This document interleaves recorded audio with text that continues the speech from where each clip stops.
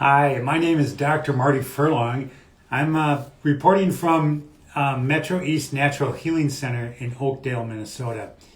So, one of the things that we get with our patients is that they have questions that come up after appointments, and we really like to handle all those questions if possible. Emailing in your questions is a great way to do it. And what we found was that these questions are being asked actually by more than one person. So we thought a live session would be the best way to do this. So I'm going to try to handle our questions today, all right? So why do results change every checkup? Now that's kind of interesting that bodies, they collect junk. Our bodies are collecting junk every day in our air, in our food, in our water. And these, when I say junk, we talk about toxic chemicals, we talk about heavy metals, maybe it's food sensitivities that your body's collecting in it. And these toxic substances are building up in your body. Think of, I like to describe as like you have a cup and the cup fills up with all these toxicities and it starts spilling out over. That would be your liver trying to handle all these toxicities. And what happens is when the organ is full, the liver is full, it starts spilling out and these toxins start accumulating in different tissues, body fat, connective tissues, organs of your body. Now, why does the results change every checkup? I think of each one of these levels of toxins as layers, okay? Our bodies collect all these toxins in layers, kind of like an onion with layers, okay? And so as we peel off these layers, the body it couldn't handle the toxin in the first place. That's why it just stashed it away, trying to protect itself by creating these layers and dumping it into different tissues and organs, trying to hide it from the important organs of your body. Now, when they come back out of those organs or tissues, they're still toxic. The body still doesn't like it. So each layer that we hit is a new level of toxicity the body has to deal with. That's why programs change. Nutrients are really unique to each individual, and how the body uses those nutrients is why things change each visit. That certain nutrients will help clear one toxin in a body, but not a different toxin in a different body. So different nutrients are needed at each visit as the body goes through all these levels of toxins. Most patients show up in our clinic after years, if not decades, of collecting these toxins. And so it does take some time to work through these toxins. Now, this next question was kind of interesting. It's why are women more apt to use nutrition response testing than men? Now, there's a couple thoughts with that. We actually treat many men in our practice, and they get huge results. I mean, men with, their prostates can go bad as they get older, and they're told that's normal. It is not normal. Sleep disrupt because they're getting up using the restroom many times a night. That's not normal. So personally, when I started practice over 35 years ago, I was younger than every patient that I treated. And now that I'm older than most of our patients, I can speak with confidence that having a high functioning body with high energy is actually normal at any age. Now, why do more women use nutrition response testing than men? In general, this is a generalized statement that females are more in tune with their body. They're more likely to seek help when they need help than men. Men tend to be a little stubborn and I'm going to fix it myself mindset. And so that women are finding out that these bodies, their bodies, can actually come back to a normal state without drugs or surgery. So it's very exciting when they come to that conclusion and understand that they're just drugging symptoms the whole time as opposed to treating actual underlying cause. So women are more responsive because they're more in charge of their health. They understand that health is not something to take for granted, that you really have to manage it. These are generalized statements. Not everyone's this way, but just a generalized statement with that one. When is the best time to do checkups with nutrition response testing? So this is a great question because the best time to manage any health is when you have great health. Okay, it sounds kind of crazy, like, what do I have to manage when I have great health? I don't have to do anything. Yes, you create an environment that made that body super stable and healthy. And that's when you want to keep building on that time, okay? The best analogy I can use for you is a bank account, okay? So during the times when I'm collecting, I have a higher salary or collecting more money, I can put it in a bank account and save it.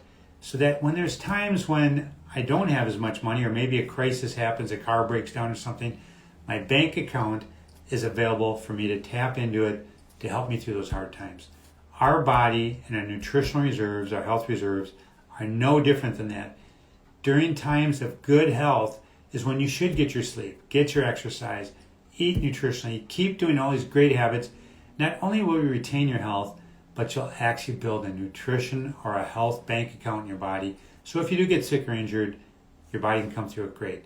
We've seen case after case with this, patients coming out with colds and flus, they just snap right through it. I just saw a patient today that fractured her arm, and things healing faster than anyone can imagine because she'd been doing great health reserve building prior to her fracture. So that's pretty neat. Here's an interesting question. It says, when am I done with care? And that's a great question. And so the first thing I want you to understand is that the patient is in charge of care at all times with any doctor, okay? There's three things the patient's in charge of. How good do you want to get? How fast do you want to get there? And how long do you want to stay there, okay? So basically, you're running the healthcare program. We're just giving you direction on how to restore, get those steps met. And so, when am I done with care is a question. And there's actually two healthcare models that can be followed. One says you base your decision on symptoms. I don't advise this. It's like saying, I don't have to put gas in my car, I don't have to change the oil in my car because it's running. I don't have to worry about it. There's no symptoms happening. The other model is having testing done to see where the body's at and look for weaknesses, even at times of no symptoms, always looking at how to build and retain and maintain high levels of health. The testing I'm talking about is nutrition response testing, where we can go in and actually test non-invasively, meaning invasive means we cut you open and look inside the body or stick a needle into the body. We don't do any of that.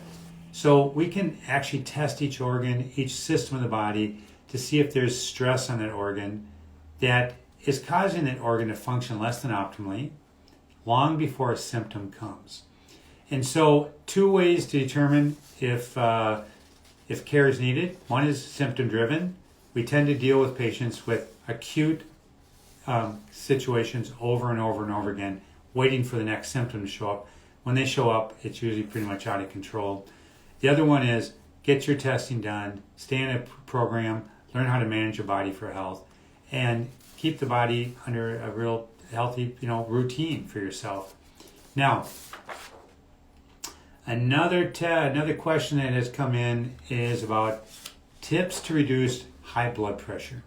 Now, high blood pressure, there's a thing called essential hypertension. Having high blood pressure at times is very healthy and normal. If I'm going to exercise aggressively, my heart has to beat harder, the pressure in my vessels go up because I'm working harder and the body's trying to pump enough oxygen and nutrients around the body.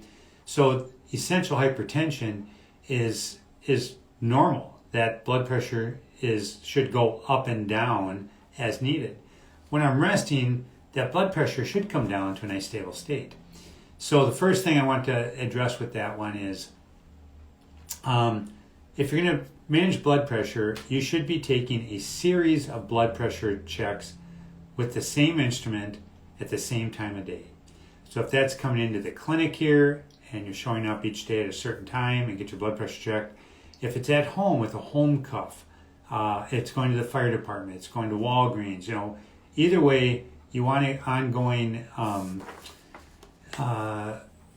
it's telling that, you just want an ongoing record. If you can get 1 week or 2 weeks of regular blood pressure checks is a great way to manage blood pressure versus one measurement one time. Not a good way to measure blood pressure. Okay, now let's say consistently my blood pressure is high. What are steps that I can take in a natural sense to support a body to heal and come back down again to a normal level. First thing I think about is sleep. Okay, Americans are notoriously sleep deprived. It's mostly the studies that I've seen talk about children or pets in bed that disrupt sleep, and I agree with that 100%. I don't think that's good for anyone. It's so much fun to have those little warm bodies in there, but not good for sleep. So get your sleep, pull them into bed later on, and maybe early in the morning when you guys are waking up, but I don't advise animals or children in bed with you. Now, regular sleep means 6 to 8 hours of uninterrupted sleep per night. Some people say, well, I get 3 hours here and 3 hours there. That's not therapeutic to a body. It wants consistent sleep. And so some of the studies I've followed talk about 6 to 8 hours. Less than 6 hours can actually drive up blood pressure and other health issues. More than 8 hours can actually drive up blood pressure and health issues. So in other words, 6 to 8 hours is the sweet spot for most people. Okay, now the next step to reduce blood pressure issues would be regular exercise. And I'm not talking about having to go out and run marathons. I'm talking about 20 minutes of nonstop movement per day. And one of the simplest things you could do is you walk out the door for 10 minutes, turn around, and walk back home for 10 minutes. That's a 20-minute walk a day. And so if you want to, alter this a little bit, you would put hills into it. You could do intermittent, like sprinting. You could go, I'm going to sprint 10 steps and then walk again, and do that throughout the walk, or just enjoy the walk. Okay, so nonstop movement, 20 minutes a day would be a target to start with for most people. Okay, now to reduce blood sugar or reducing blood pressure is significantly affected by dietary habits. And the one top dietary habit I can talk about is recognizing and eliminating sugar out of your diet. Okay, sugar could be added sugar, like I've seen breakfast sausages with a form of sugar, high fructose corn syrup, added to them. It's like, why do they do that? It's a breakfast sausage. That's an added sugar. Literally taking that spoonful of stuff and putting it in, of white sugar, that's obviously adding sugar. So avoiding that would be a really good thing. The further you get away from sugar, the less you crave it, the less you need to actually taste a sweetened beverage or whatever. Now, beverages are typically a very high concentration of sugar. That's why you hear about pop. Pop is highly concentrated sugar source, but so is juice. Juice, even though they market it as a health food, it's actually a very concentrated sugar in most cases. So trying to identify your sugar, talk to our health coaches, starting to figure out where the sugar's coming into your life, and eliminating that will be a great step towards reducing high blood pressure. Okay, now, here's one that's somewhat controversial from what I understand out there, is that salt, okay? Now, let me share a thought with you on this one, that salt is actually, sea salt is actually a nutrient that the body will benefit from.